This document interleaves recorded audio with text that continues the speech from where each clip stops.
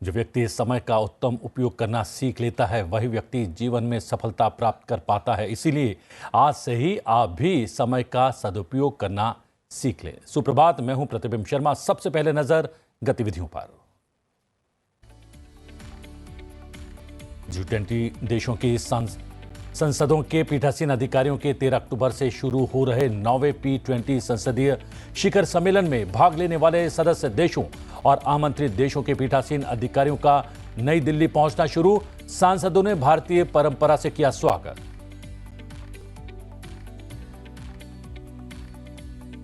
PM Modi ने Israel के प्रधानमंत्री बेंजामिन नेतन्याहू से फोन पर की बात। कहा, भारत हर तरह के आतंकवाद के विरुद्ध।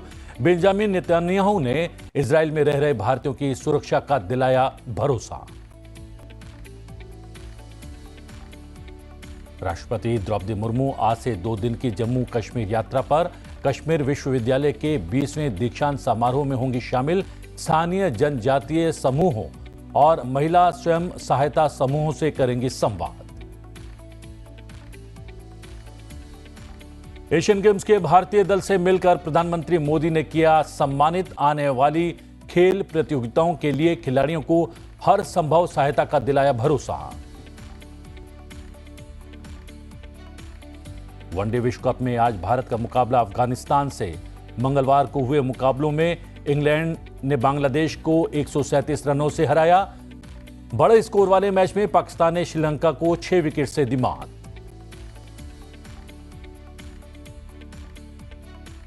प्रधानमंत्री नरेंद्र मोदी ने कल इजरायल के प्रधानमंत्री बेंजामिन नेतन्याहू से बात कर इजरायल पर हुए आतंकवादी हमले की कड़ी निंदा की और कहा कि संकट की इस घड़ी में भारत के लोग इजरायल के साथ हैं।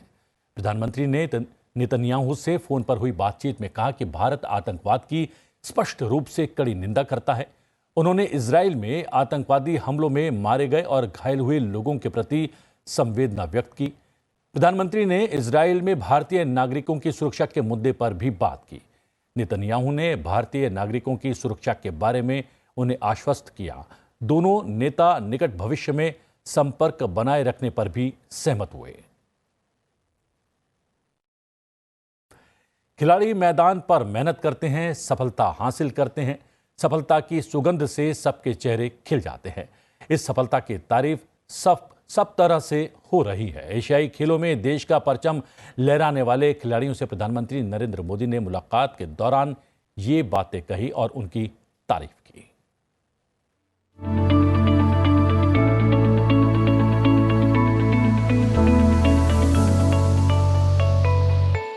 मेडल जीतने वाले खिलाड़ियों के साथ प्रधानमंत्री नरेंद्र मोदी ने मुलाकात की। खिलाड़ियों के पराक्रम की दिल खोल के तारीफ की। एशियन गेम्स में आप सभी खिलाड़ियों के प्रदर्शन से पूरा देश गौरव की अनुभूति कर रहा है। आज मैं पूरे देश की तरफ से अपने एथलीट्स के प्रशिक्षकों को, ट्रेनर्स और कोच का भी हृदय से अभिनंदन करता हूं, आभार व्यक्त करता हूं। अंतर्राष्ट्रीय मंच पर एक बार नहीं, कई बार भारत का नाम रोशन करने वाले खिलाड़ियों की मेहनत का रंग सबने देखा। दिन रात की मेहनत ने देश को गर्व की पल दिए। आप सभी इतिहास रच करके आए हैं। इस एशियन गेम्स में जो आंकड़े हैं वो भारत की सफलता के साक्षी बन रहे हैं। एशियन गेम्स में ये भारत का अब तक का सबसे शानदार प्रदर्शन है।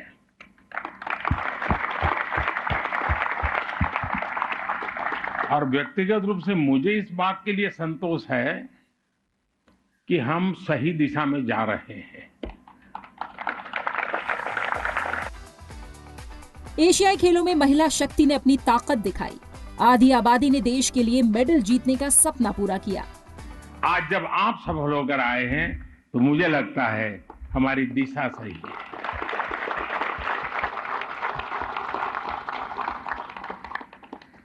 विदेशी धरती पर एथलेटिक्स में सबसे ज्यादा मेडल भारत ने इस बार जीता है। शूटिंग में हाईएस्ट एवर मेडल, आर्चरी में हाईएस्ट एवर मेडल, स्क्वैश में हाईएस्ट एवर मेडल, रोविंग में highest ever medal, female boxing में highest ever medal, women cricket में पहली बार गोल्ड मेडल, मेल क्रिकेट में पहली बार gold medal, squash mixed doubles में पहली बार गोल्ड मेडल। आप लोगों ने गोल्ड मेडल्स की जड़ी लगा दी। भारत में खेलों को नई ऊंचाई देने वाला खेल का महाकुंभ खेलो इंडिया गेम्स एशियाई खेलों में गेम चेंजर साबित हुआ है। हमने जितने भी खेलों इवेंट्स में हिस्सा लिया, उसमें से ज्यादातर यानी एक प्रकार से हर एक में कहीं न कहीं हम कोई न कोई मेडल लेके आए हैं। यानी ये अपने आप में हमारा जो कैनवास बढ़ रहा है, ये भारत के लिए बहुत शुभ संकेत है। 20 इवेंट तो ऐसे थे जिनमें आज तक देश को पोडियम फिनिश मिली ही नहीं थी। अनेक खेलों में आपने सिर्फ खाता नहीं बल्कि एक नया रास्ता खोला है,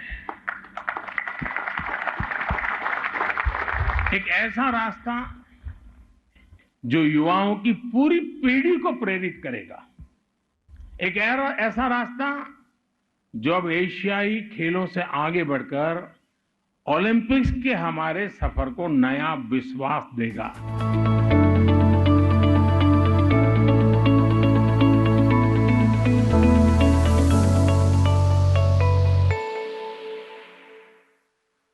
प्रधानमंत्री ने एक तरफ एशियन गेम्स में शानदार प्रदर्शन करने वाले खिलाड़ियों को सम्मानित किया तो दूसरी तरफ आम लोगों की सुध भी ली। प्रधानमंत्री नरेंद्र मोदी ने स्वतंत्रता दिवस के भाषण में उल्लेख की गई योजनाओं के क्रियान्वयन पर हुई प्रगति की कल नई दिल्ली में एक उच्च स्तरीय समीक्षा बैठक की अध्यक्षता की।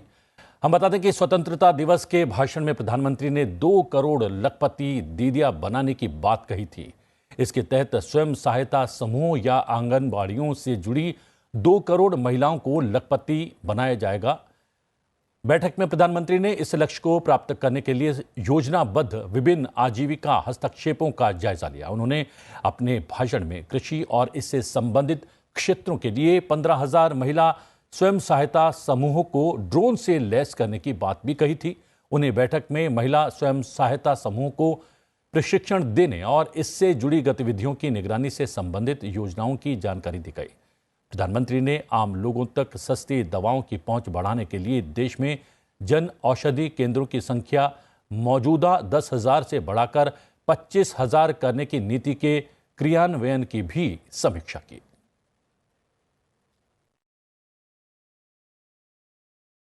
राष्ट्रपति द्रौपदी मुर्मू आज से 2 दिन की यात्रा पर जम्मू कश्मीर जाएंगी।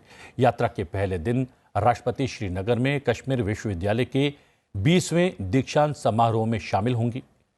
राष्ट्रपति मुर्मू राजभवन में स्थानीय जनजातीय समूहों और महिला स्वयं सहायता समूहों के सदस्यों के साथ भी संवाद करेंगी। वो राजभवन में उनके सम्मान में आयोजित नागरिक अभिनंदन समारोह में भी शामिल होंगी।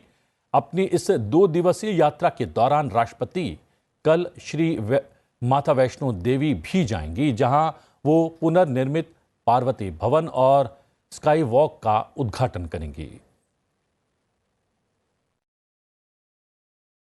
इस बीच विदेश मंत्री डॉक्टर एस जयशंकर 3 दिन के श्रीलंका दौरे पर कोलंबो पहुंच चुके हैं। कोलंबो में डॉक्टर जयशंकर आज भारतीय सागरीय परिधि संघ के सदस्य देशों की मंत्री परिषद की 23वीं बैठक में हिस्सा लेंगे। इस बैठक में भारत वर्ष 2023-25 के लिए भारतीय सागरीय परिधि संघ के उपाध्यक्ष की भूमिका निभाएगा और बाद में वर्ष 2025-27 के लिए इस संघ के अध्यक्ष का पदभार भी संभालेगा। इस बैठक में भारतीय सागरीय परिधि संघ की हाल की गतिविधियों की समीक्षा की जाएगी और भविष्य में सहयोग की दिशा तय की जाएगी। डॉक्टर एस जयशंकर कोलंबो में द्विपक्षीय वार्ता में भी हिस्सा लेंगे। रक्षा मंत्री राजनाथ सिंह ने कहा कि भारत में रक्षा विनिर्माण के क्षेत्र में सह विकास और सह उत्पादन की बड़ी संभावनाएं हैं। इटली की अपनी यात्रा के दूसरे दिन कल रोम में राजनाथ सिंह ने इटली की रक्षा से संबंधित कंपनियों के मुख्य कार्यकारी अधिकारियों और रक्षा जगत के उद्योगपतियों से मुलाकात की। उन्होंने इटली के उद्योगपतियों से कहा कि वो भारतीय रक्षा विनिर्माताओं के साथ आपूर्ति चेन को बनाए रखने को बढ़ावा दें। बैठक में इटली की 24 रक्षा विनिर्माण कंपनियों के मुख्य कार्यकारी अधिकारियों, अध्यक्षों और उपाध्यक्षों और वरिष्ठ अधिकारियों ने हिस्सा लिया। बैठक के बाद सिंह ने दूसरे विश्व युद्ध में शामिल नायक यशवंत खड़गे और अन्य भारतीय सेनाओं के लिए हाल ही में निर्मित स्मारक पर श्रद्धांजलि अर्पित की। अपनी यात्रा के पहले दिन रक्षा मंत्री राजनाथ सिंह ने रोम में इटली के रक्षा मंत्री गाइडो क्रेसेटो के साथ विचार विमर्श किया। इसमें दोनों नेताओं ने रक्षा उद्योग में विभिन्न संभावनाओं पर बातचीत की और दोनों देशों के बीच रक्षा सहयोग को बढ़ावा देने से संबंधित समझौते पर हस्ताक्षर किए। इस समझौते से दोनों देशों के बीच रक्षा के क्षेत्र में द्विपक्षीय सहयोग को बढ़ावा मिलेगा। इसमें सुरक्षा और रक्षा नीति, अनुसंधान और विकास, सैन्य क्षेत्र में शिक्षा, समुद्री जहाजरानी क्षेत्र के बारे में जानकारी, रक्षा के बारे में सूचनाओं के आदान प्रदान, सह विकास, सह उत्पादन और संयुक्त उद्यम सहित रक्षा सूचना और औद्योगिक सहयोग शामिल होंगे। G20 देशों की संसदों के पीठासीन अधिकारियों के 13 अक्टूबर से शुरू हो रहे 9वें P20 संसदीय शिखर सम्मेलन में भाग लेने वाले सदस्य देशों और आमंत्रित देशों के पीठासीन अधिकारियों का नई दिल्ली पहुंचना शुरू हो गया है। इसी क्रम में बांग्लादेश की संसद की अध्यक्ष डॉक्टर शिरीन शर्मिन चौधरी मंगलवार को नई दिल्ली पहुंची। बांग्लादेश की संसद P20 शिखर सम्मेलन के आमंत्रित सदस्यों में से एक है। डॉक्टर चौधरी का भारत की संसद की ओर से सांसद लॉकेट चटर्जी द्वारा गर्मजोशी और भारतीय परंपरा के अनुसार स्वागत किया गया।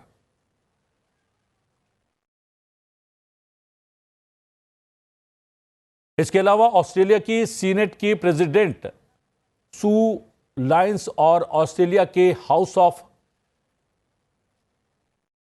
रिप्रेजेंटेटिव के स्पीकर मिल्टन डिक शनिवार 7 अक्टूबर को नई दिल्ली पहुंच गए थे। दोनों पीठासीन अधिकारियों का स्वागत सांसद डॉक्टर हर्षवर्धन ने किया।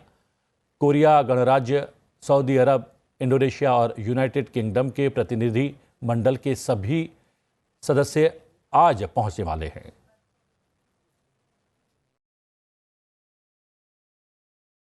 दो सौ से अधिक सांसदों और अन्य नेताओं ने शिखर सम्मेलन में भाग लेने की पुष्टि की है। वसुधैव कुटुंबकम, एक पृथ्वी एक परिवार, एक भविष्य की भावना के साथ P20 शिखर सम्मेलन के दौरान भारत का लक्ष्य अधिक समावेशी, शांतिपूर्ण और न्याय संगत विश्व के निर्माण के लिए जटिल वैश्विक मुद्दों का सर्वसम्मति से समाधान करना है।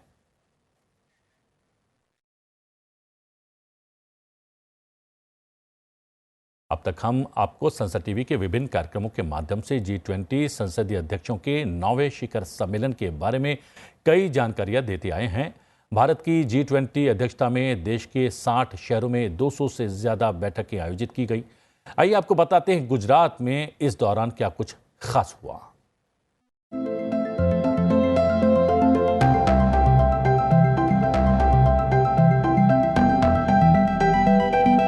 It has been great to meet individuals from different countries at the level of the ministries, at the level of organizations. I congratulate the Indian presidency on a successful convening of the G20 Empower Summit.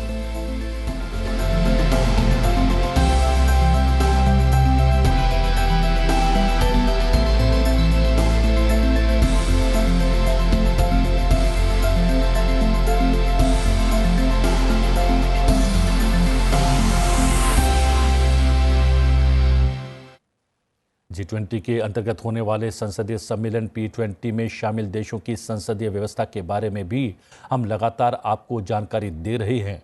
आइए आपको बताते हैं कि semi presidential federation system आखिरकार क्या होता है।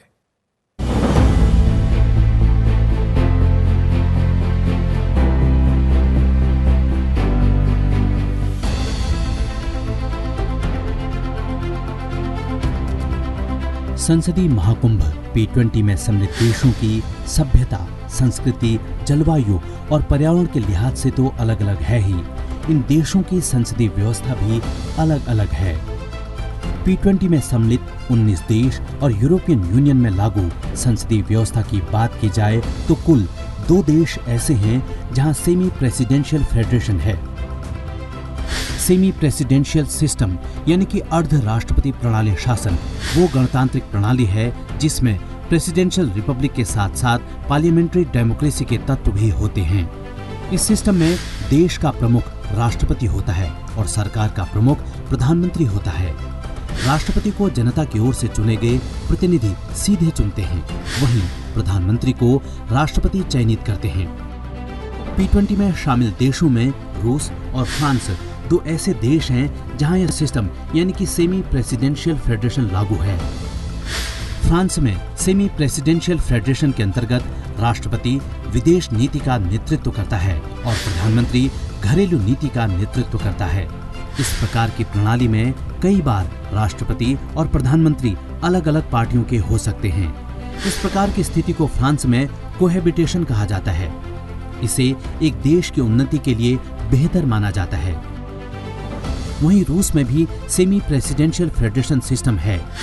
रूस के संविधान के अनुसार रूस का राष्ट्रपति राज्य का प्रमुख होता है और यह एक मल्टी पार्टी यानी कि बहुदलीय प्रणाली है जिसकी कार्यकारी शक्ति सरकार की ओर से प्रयोग की जाती है, जिसका नेतृत्व प्रधानमंत्री करता है।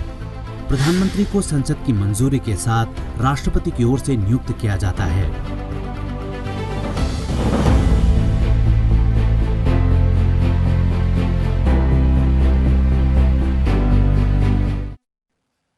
और बात कर लेते हैं विश्व कप क्रिकेट की। विश्व कप 2023 के अंतर्गत मंगलवार को 2 मैचों का आयोजन हुआ, जिसमें पहला मैच बांग्लादेश और इंग्लैंड के बीच खेला गया और दूसरा मैच श्रीलंका और पाकिस्तान के बीच खेला गया। मंगलवार को खेला गया पहला मुकाबला विश्व कप का 7वां मुकाबला था। हिमाचल प्रदेश के धर्मशाला में खेले गए इस मैच में इंग्लैंड ने बांग्लादेश को 137 रनों से हरा दिया। इंग्लैंड ने पहले बल्लेबाजी करते हुए निर्धारित 50 ओवर्स में 9 विकेट पर 364 रन बनाए। इंग्लैंड की ओर से सर्वाधिक 140 रन डेविड मलान ने बनाए। वहीं मेहंदी हसन ने बांग्लादेश की ओर से 8 ओवर में 71 रन देकर 4 विकेट लिए। जवाब में 365 रनों के लक्ष्य का पीछा करने उतरी बांग्लादेश की टीम 48.2 ओवर्स में 227 रन बनाकर ऑल आउट हो गई। इंग्लैंड की ओर से रीसे टोपले ने शानदार गेंदबाजी करते हुए 10 ओवर में 43 रन देकर 4 विकेट झटके। डेविड मलान को शानदार बल्लेबाजी के लिए मैन ऑफ द मैच चुना गया। विश्व कप का दूसरा मुकाबला पाकिस्तान और श्रीलंका के बीच खेला गया और पाकिस्तान ने इस मैच को जीत लिया। हम बता दें कि पाकिस्तान ने इस मैच को 6 विकेट से जीता और पाकिस्तान के पहले 2 विकेट बहुत जल्द आउट हो गए थे। श्रीलंका ने 9 विकेट पर 344 रन का स्कोर खड़ा किया था। पाकिस्तान को जीत के लिए 345 रन बनाने थे। पहले 2 विकेट श्रीलंका ने पाकिस्तान के बहुत जल्द उखाड़ दिए और ऐसा लगा कि पाकिस्तान ये मैच हार जाएगा, लेकिन पाकिस्तान ने इस मैच को आखिरकार 6 विकेट से जीत लिया। आज भारतीय स्वतंत्रता सेनानी और लोकप्रिय राजनेता जयप्रकाश नारायण की जयंती है। उनका जन्म बिहार में सारण जिले के सिताब दियरा में हुआ था और वो लोकनायक के नाम से प्रसिद्ध हुए। जयप्रकाश को 70 के दशक में जेपी आंदोलन के नेतृत्व करने के लिए सबसे ज्यादा याद किया जाता है। साल 1999 में उन्हें मरणोपरांत भारत रत्न से सम्मानित किया गया। आइए आज उनकी जयंती पर उन्हें याद किया जाए।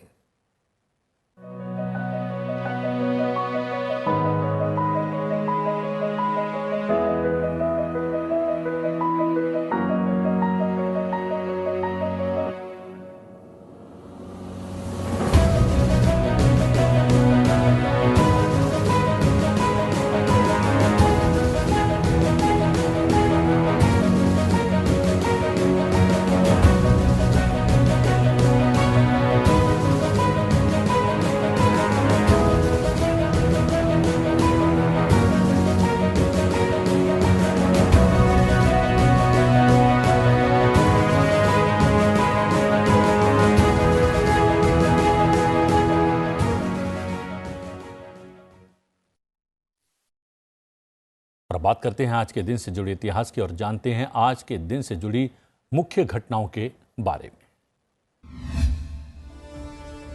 11 अक्टूबर साल 1902 को जयप्रकाश नारायण का जन्म स्वतंत्रता पूर्व बिहार में सारण जिले के सिताब दियारा में हुआ।